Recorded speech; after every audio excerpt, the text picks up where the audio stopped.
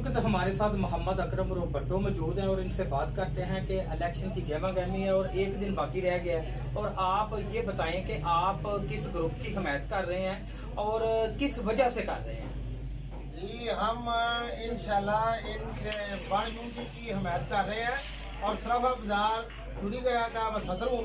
और ये जो पहले भी सदर थे और उमर अशरफ साहब, और उन्होंने बड़े अच्छे काम किए हैं और शुएब भट्ट साहब पे हमें पूरा एतमाद है और इंशाल्लाह वो भी बहुत अच्छे काम करेंगे शहर के लिए।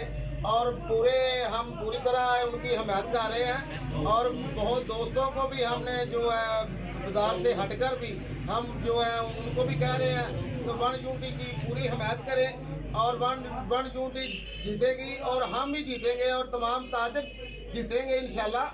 ये ताजरों की जो फेवर में है ये पार्टी, ये अच्छे काम करने वाली है। पहले भी अच्छे काम किए हैं ताजरों की, हर तरह की बात को सुनवाई की है। साहब, आप अपने मंशूर का थोड़ा सा हिस्सा फरमा दें, बयान फरमाएं। हमारे मंशूर का जो हमारे जो जरगराह है, जो सराफ हैं, उनके जो मसले मसाइल होते हैं, ये बात का हमें कुछ चोरी का ऐसा कोई माल जो पीछे चोरी किया होता है तो वो पुलिस वाले हमें तंग करते हैं तो आपने चोरी है, ये चोरी का माल है तो हमने आपसे रिकवरी लेनी है।